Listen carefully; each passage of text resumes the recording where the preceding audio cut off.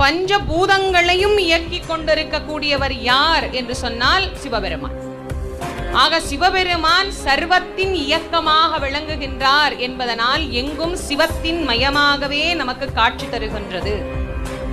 அப்படி சிவத்தின் மயமாகவே என்றைக்கு நாம் உணர்கிறோமோ அன்றைக்கு துன்பமற்ற நிலையில் இன்பமான பேரின்பத்தை நம்மால் உணர முடியும் என்பதனால் தான் இந்த உலகத்தில் இறைவன் அவ்வப்போது பல்வேறு வகையான ரூபங்களில் நமக்கு காட்சி தந்தார். இறைவன் இந்த உலக மக்கள் எல்லோரும் காண வேண்டும் என்பதற்காக அடி முடி காணொண்ணா அற்புத தெய்வமாக வெளிப்படுகின்றார்.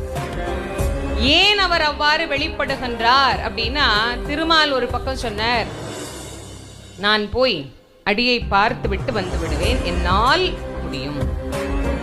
பிரம்மா சொல்றார், நான் முடியை பார்ப்பேன், என்னால் முடியும். என்னால் முடியும், என்னால் முடியும்